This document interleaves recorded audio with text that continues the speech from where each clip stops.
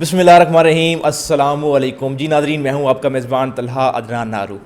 ناظرین، بات کریں اگر دشمنیوں کی تو دشمنی، قتل غارت یہ ایسی چیز ہے جو کسی ایک انسان کو یا کسی ایک گھر کو نہیں بلکہ پورے خاندانوں کو، پوری نسلوں کو تباہ کر دیتی ہے۔ یہ نسل در نسل چلتی رہتی ہے، دادا سے باپ میں پھر بیٹوں سے آگے، یہ نسل در نسل چلتی رہتی ہے اور کافی عرصے تک، اور یہ پوری نسلیں تباہ کر دیتی ہے۔ میرے ساتھ آج جو مہمان موجود ہیں ان کا تعارف میں کرواؤں، ان کو میاں والی میں امن کا سفیر بھی ان کو کہا جاتا ہے۔ میرے ساتھ موجود ہیں حاجی زمان خان، جنہوں نے سینکڑوں خاندانوں کی صلح کروائی۔ تو ان سے جانتے ہیں کہ یہ اتنا مشکل کام انہوں نے اپنے سر لینے کا کیسے فیصلہ کیا۔ السلام علیکم۔ وعلیکم السلام۔ کیسے ہیں آپ؟ خیریت سے؟ سب سے پہلے تو بہت شکریہ وقت دینے کے لیے۔ اللہ کا شکر ہے، خیر خیریت سے۔ آپ کو بھی میں ویلکم کہتا ہوں اپنے ڈیرے پر کہ آپ نے وقت نکالا اور ہمیں عزت بخشی۔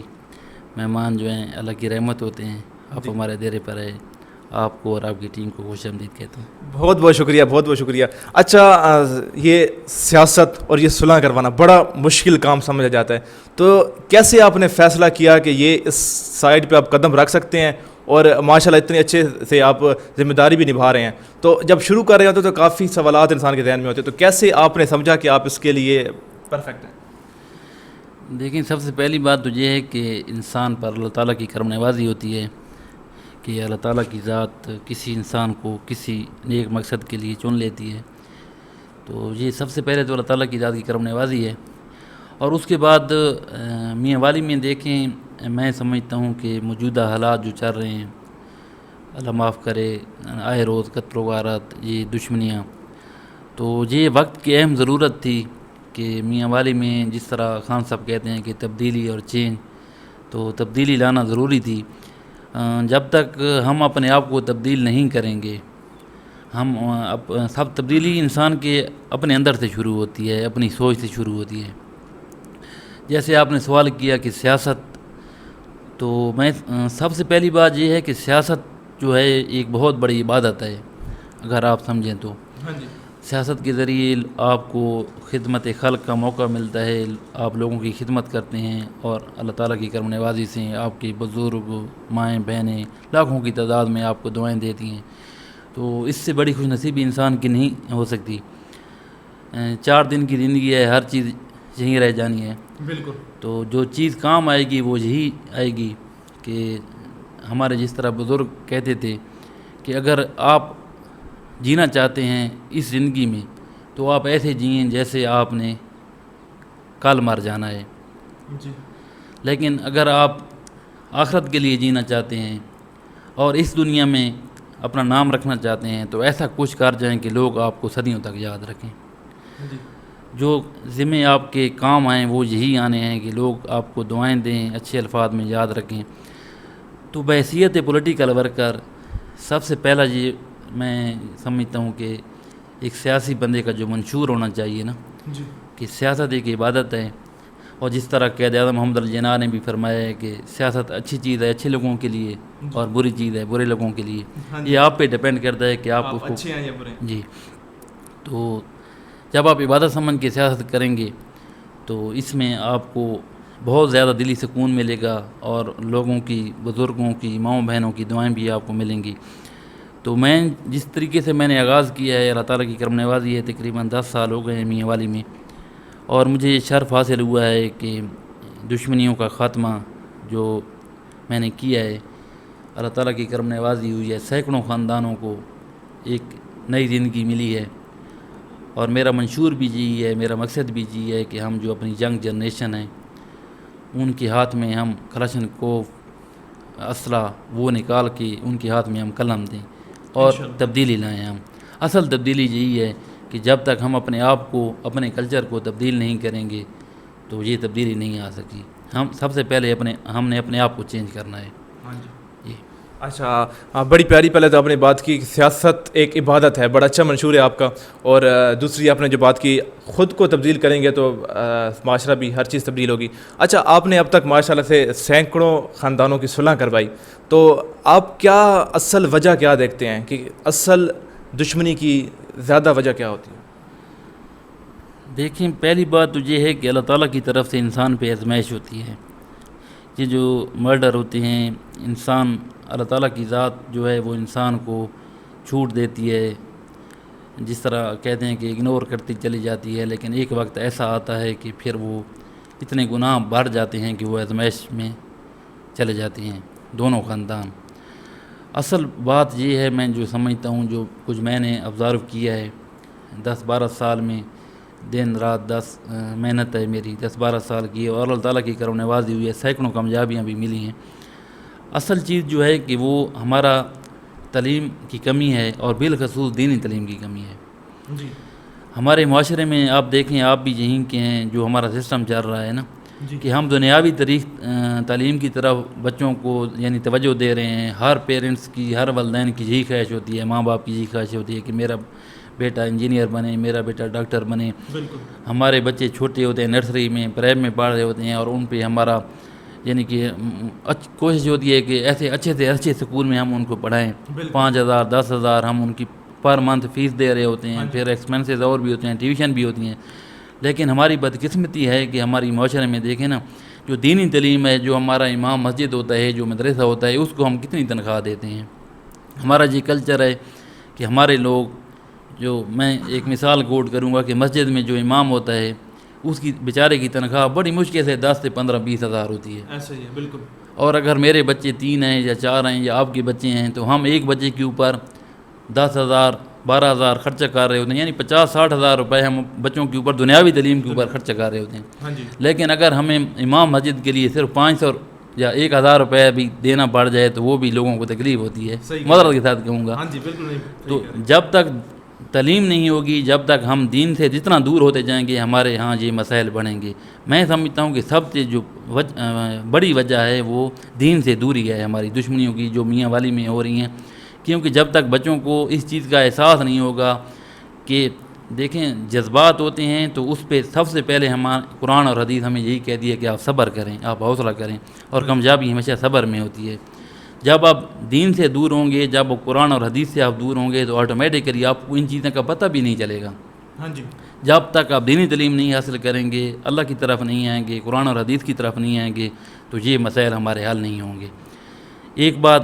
دوسری بات یہ ہے کہ جو ہمارے پولیٹیکل ورکر ہیں، جو ہمارے سیاسی ہیں، میں خود بھی پولیٹیشین ہوں، تو سب سے پہلی ذمہ داری ان کی یہی ہونی چاہیے کہ وہ بھی اپنا کردار ادا کریں معاشرے میں۔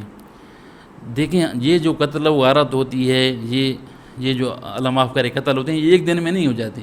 یہ 10% کیس ایسے ہوتے ہیں جو اچانک یعنی کہ مرڈر ہو جاتا ہے لڑائی جھگڑے میں، لیکن 90% کیسز ایسے ہوتے ہیں جو پہلے سے دشمنیاں چل رہی ہوتی ہیں۔ چھوٹے چھوٹے معاملات ہوتے ہیں، گھریلو سطح پہ جھگڑے ہوتے ہیں، پھر 324 ہو جاتا ہے، یا لڑائی بڑھتے بڑھتے اس کا اینڈ جو ہے وہ اللہ معاف کرے قتل تک پہنچ جاتا ہے۔ اگر اسی اسنا میں جو پیریڈ ہوتا ہے، اس میں اگر پولیٹیکل ورکر جو ہمارے ایم این اے ہیں، ایم پی ہیں، یا یونین کونسل کا چیئرمین ہے، اگر وہ اپنا کردار ادا کریں، تو میں سمجھتا ہوں کہ وہ دشمنی وہیں تک رک جائے گی، آگے نہیں بڑھے گی نا۔ اب میں میری اپنی یونین کونسل ہے، یونین کونسل جارو خیال میں کانفیڈنس کے ساتھ یہ کہہ رہا ہوں، آپ آئے روز دیکھ بھی رہے ہیں کہ اللہ تعالیٰ کی کرم نوازی ہے کہ اگر خدا نہ خواستہ ایسا معاملہ بن جاتا ہے، لڑائی جھگڑا ہو جاتا ہے، تو میری اپنی ذمہ داری سمجھتے ہوئے میں اپنا یعنی کہ تن من دھن لگا دیتا ہوں، دن رات ایک کر دیتا ہوں، اور کوشش کرتا ہوں کہ اس دشمنی کو جو ہے نا وہ اس کا اینڈ کیا جائے، اور اللہ تعالیٰ کی کرم نوازی ہوتی ہے۔ دیکھیں اللہ تعالیٰ کی ذات قرآن پاک میں کیا کہتی ہے کہ میں کبھی بھی اس معاشرے کا، اس قوم کی حالت بدلنے کا نہیں سوچا جو اپنی کوشش نہ کریں۔ بالکل۔ دیکھیں ہم سے پہلے دیکھیں معاشرے کتنے ہیں جو تباہ و برباد ہو گئے ہیں، آج تک ان کا نام و نشان بھی نہیں ہے نا۔ کتنی نسلیں، کتنی قومیں اللہ تعالیٰ نے ان کو تباہ کر دی ہے۔ لیکن جب ہم بھی خود، اللہ تعالیٰ کی ذات کیا کہہ رہی ہے کہ آپ لوگ رجوع کریں، پھر آگے میرا کام ہے نا اس کو۔ جب تک ہم کوشش بھی نہیں کریں گے، اپنے آپ کو بدلنے کی کوشش نہیں کریں گے، تو اللہ تعالیٰ کی کرم نوازی کیسے ہوگی؟ جب ہم نیت کر لیں گے، جب ہم کوشش کر لیں گے، تو ہر چیز اللہ کے اختیار میں۔ پھر اللہ تعالیٰ کی ذات اپنے بندے سے 70 ماؤں سے بھی زیادہ پیار کرتی ہے۔ تو یہ یقیناً ہے کہ جب بھی ہم کوشش کریں گے تو انشاءاللہ اس میں کامیابی ملے گی۔ تو پہلی بات تو یہ میں کہہ رہا تھا کہ ہمارے جو پولیٹیکل ورکرز ہیں، ان کی فرسٹ رسپانسبلٹی یہی ہونی چاہیے، کیونکہ معاشرے میں اگر امن نہیں ہوگا، ہماری ماؤں بہنوں کا، بزرگوں کا دل کا گھر کا سکون نہیں ہوگا تو ان کو کیا ان کے لیے نالی گلی یا یہ فنڈ لگانا یہ کوئی معنی نہیں رکھتا. زندگی کا تحفظ نہیں ہوگا تو جو چیز جی سب سے پہلے جب گھر میں خوشیاں نہیں ہوں گی. اس دن بھی میں ایک میرے پاس آئے چینل والے ان سے میں بات کر رہا تھا کہ میں اکثر لیکن 10-12 سال ہو گئے ہیں میں دن رات اسی کام میں ہوتا ہوں. اللہ تعالیٰ کی کرم نوازی ہے.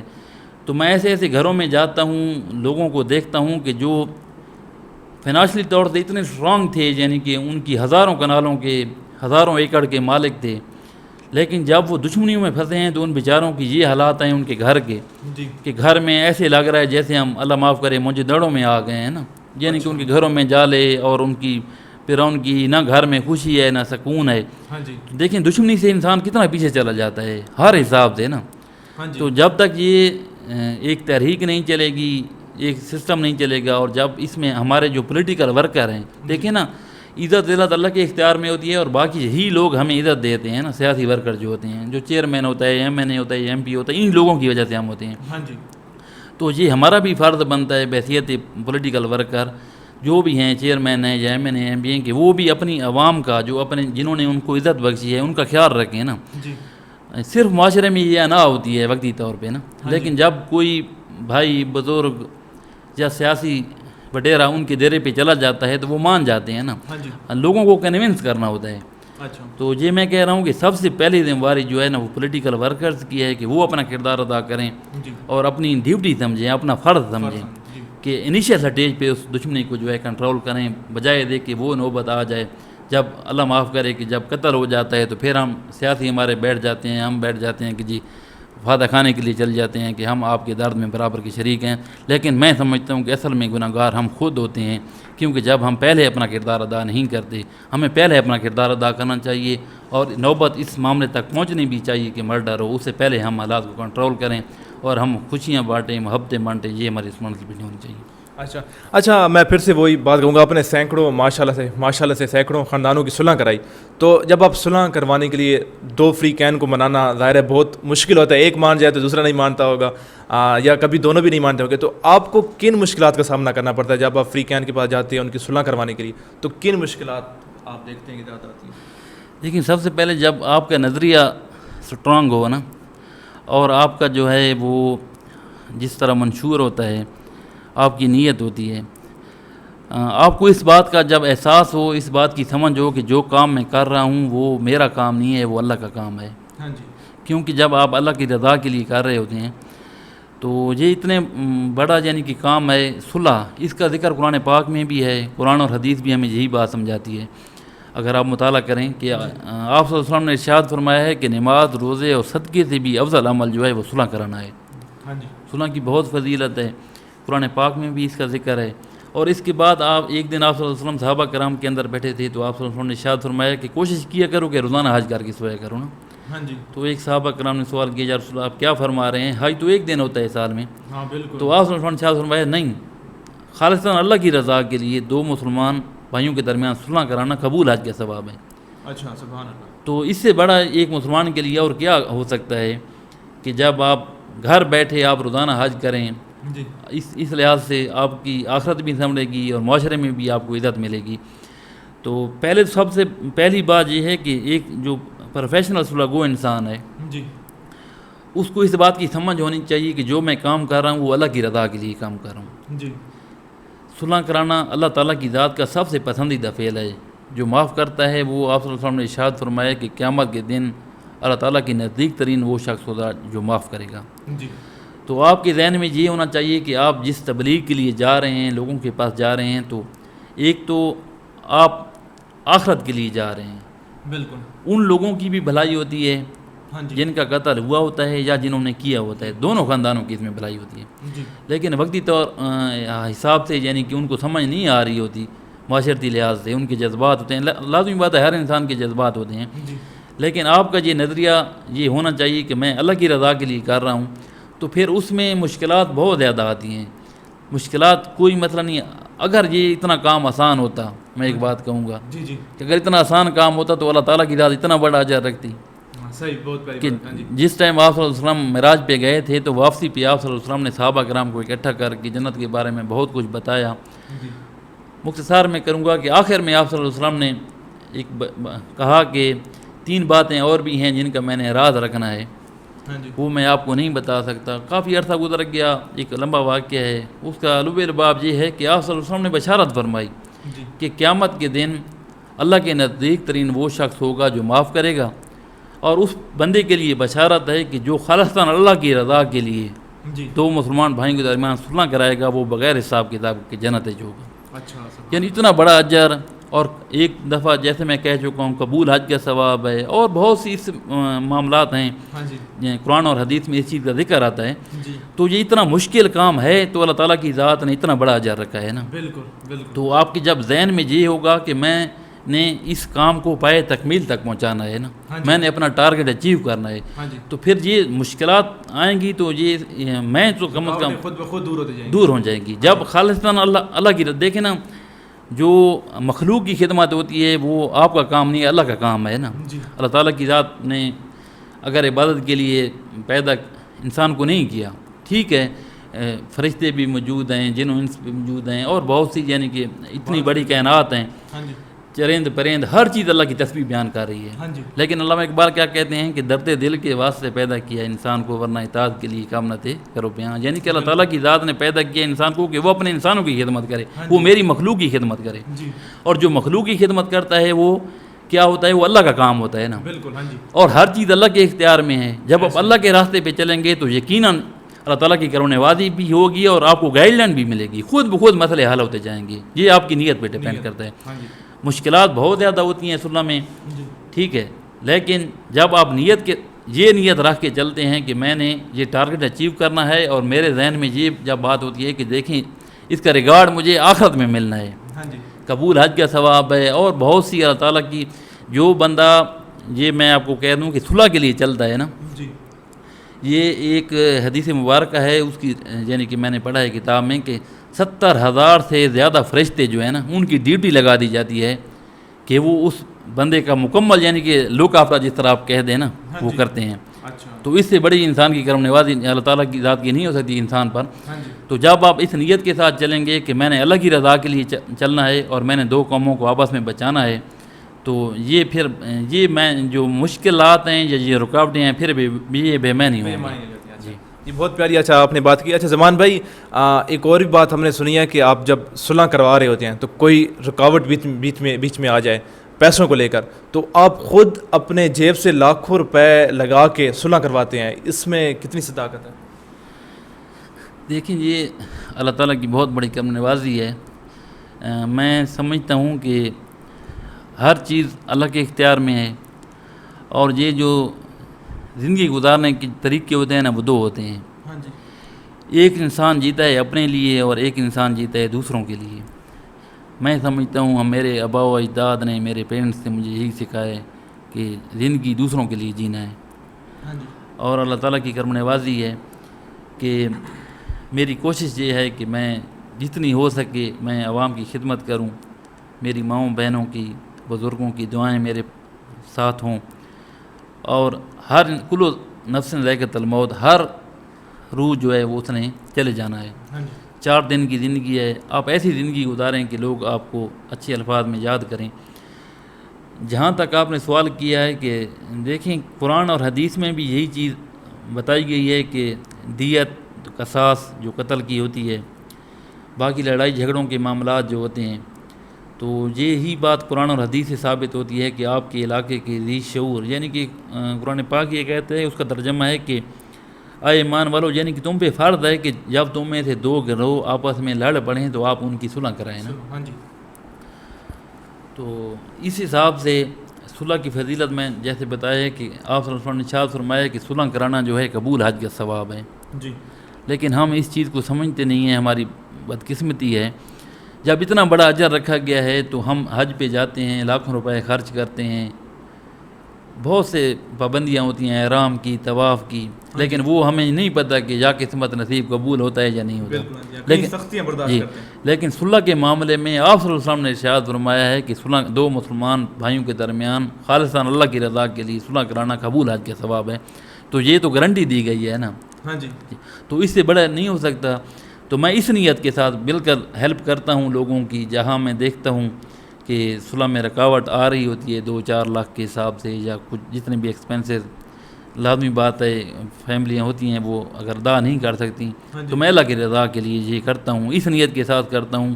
دیکھیں میں اگر خود جاؤں حج پہ یا لوگوں کو بھیجوں تو پتہ نہیں کیا ہوگا، لیکن یہ چیز جو صلح ہوتی ہے یہ قبول حج کا ثواب ہے۔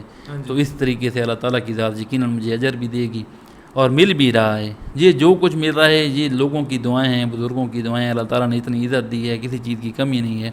تو یہ سب کچھ جو ہے یہ اللہ تعالیٰ کی ذات کے بعد یہ جو میرے بزرگ ہیں، میری مائیں بہنیں ہیں جو دن رات میرے لیے دعائیں کر رہی ہیں، یہ ان کا ہی صلہ ہے۔ تو باقی لوگوں کو میں یہی کہوں گا کہ وہ بھی اس چیز میں اپنا شوق اور انٹرسٹ پیدا کریں، کیونکہ صلح کرانا اللہ تعالیٰ کی ذات کا سب سے پسندیدہ فعل ہے۔ بالکل، اور اس لحاظ سے آپ کو معاشرے میں بھی رسپیکٹ ملتی ہے اور آخرت میں تو پھر ہے ہی ہے۔ ہاں جی بالکل۔ اچھا ماشاء اللہ، بہت پیاری بات، جو جذبہ آپ کا ہے اللہ پاک آپ کا جو بھی آپ کام کریں اس کو قبول فرمائے۔ اچھا آخر میں آپ کیا سمجھتے ہیں یہ جو دشمنی ہے، قتل و غارت ہے، اس کو کیسے کنٹرول کیسے کیا جا سکتا ہے؟ دیکھیں اس سے پہلے بھی میں کہہ چکا ہوں کہ جب تک ہم اپنے اندر تبدیلی نہیں لائیں گے، اپنی سوچ میں تبدیلی نہیں لائیں گے تو تبدیلی کیسے آئے گی؟ پہلے میں بتا چکا ہوں کہ اللہ تعالیٰ کی ذات بھی فرما دی ہے قرآن پاک میں کہ میں ان قوموں کی حالت بھی بدلنے کے بارے میں نہیں سوچتا جو کوشش بھی نہیں کرتے اپنی حالت بدلنے کی۔ تو جب تک ہم خود اپنے اندر تبدیلی نہیں لائیں گے، ہم قرآن اور حدیث کے مطابق اپنی زندگی بسر نہیں کریں گے تو ہمارے ہاں یہ مسائل پیدا ہوں گے۔ 2 رسپانسبلٹیز ہیں ہمارے معاشرے میں، ہمارے ڈسٹرکٹ میں، ہمارے میاں والی میں۔ ایک تو سیاسی ورکر جو ہیں ہمارے، جو ایم این اے ہیں، ایم پی ہیں یا چیئرمین ہیں، ان کی ذمہ داری ہونی چاہیے کہ وہ یہ شعور پیدا کریں، اپنے علاقے کی مساجد میں جا کے جو امام مسجد ہیں ان کو یہ کوشش کریں کہ وہ ہر جمعہ پہ جو بھی خطبہ دیں تو اس میں صلح کے حوالے سے اور قتل و غارت کے حوالے سے مسئلے بیان کریں، تاکہ لوگوں کے اندر یہ شعور پیدا ہو، ان کے اندر برداشت کا مادہ پیدا ہو، ان کے اندر صبر کی تلقین کریں کہ قرآن اور حدیث ہمیں یہی کہتی ہے کہ ہم صبر کریں۔ اگر خدا نہ خواستہ کوئی غلطی ہو بھی جاتی ہے کسی سے تو ہم اس کو معاف کر دیں، کیونکہ معاف کر دینے والا اللہ تعالیٰ کی ذات فرماتی ہے کہ معاف کرنا یا میرا شیوہ ہے یا میرے محبوب حضرت محمد مصطفیٰ صلی اللہ علیہ وسلم کا شیوہ ہے۔ جو انسان ہو کے یہ اپناتا ہے تو وہ مجھے بہت افضل ہے۔ دوسرا جو پیرنٹس ہیں وہ ان کے لیے میرا یہ ہے کہ جب تک والدین، پہلے بھی میں بات کر چکا ہوں کہ اپنے بچوں کو دینی تعلیم کی طرف نہیں لائیں گے تو یہ مسائل بڑھتے رہیں گے۔ ہر والدین کی خواہش ہوتی ہے کہ میرا بیٹا ڈاکٹر بنے، انجینئر بنے، کسی اعلیٰ دنیاوی منصب پر فیض ہو، لیکن بدقسمتی ہے کہ آج تک کسی نے یہ نہیں سوچا کہ میرا بیٹا عالم دین بنے یا اس طرف آئے۔ تو جب تک ہم اپنے بچوں کو دینی تعلیم نہیں دیں گے ہمارے یہ مسائل بڑھتے رہیں گے۔ میری پولیٹیکل ورکر سے بھی یہی ریکویسٹ ہے اور پیرنٹس سے بھی یہی ریکویسٹ ہے کہ وہ اپنے بچوں کو دینی تعلیم کی طرف راغب کریں۔ جب تک وہ دین کی سمجھ نہیں ہوگی، قرآن اور حدیث کے مطابق وہ اپنی اگر زندگی بسر نہیں کریں گے تو آئے روز ہمارے ساتھ یہ مسائل ہوں گے۔ رحمان بھائی آپ کا بہت بہت شکریہ، اور آپ جو بھی کام کر رہے ہیں اللہ پاک آپ کو کامیاب کرے، اور اللہ پاک آپ کیونکہ اللہ کی رضا کے لیے کر رہے ہیں تو اللہ پاک قبول بھی فرمائے۔ اور جی ناظرین، یہ تھے ہمارے ساتھ حاجی زمان خان، جنہوں نے بہت پیاری باتیں کی ہیں کہ دین کی تعلیم بہت ضروری ہے، اور انہوں نے ایک بات کی کہ اللہ تعالیٰ اس وقت کسی کے حالات نہیں بدلتا جب تک انسان خود اپنے حالات نہ بدلے۔ تو ہمیں بھی کوشش کرنی چاہیے، جیسے انہوں نے اتنا ماشاءاللہ اتنا درجہ بتایا کہ 2 لوگوں کی صلح کروانے کا اتنا ثواب ہے جتنا حج کرنے کے برابر ہے، تو ہمیں بھی کوشش کرنی چاہیے کہ ہمارے بھی آس پاس جو لوگ ہیں، چاہے ہمارے رشتہ دار ہیں، چاہے پڑوسی ہیں، اگر ان کا کسی کے ساتھ کچھ حالات خراب ہیں، کسی کے ساتھ ان کی دشمنی چل رہی ہے، تو ہم بھی کوشش کریں کہ ان کی درمیان صلح کروائیں۔ اسی کے ساتھ ہی اپنے میزبان محمد عدنان کو دیجیے اجازت۔ اللہ نگہبان۔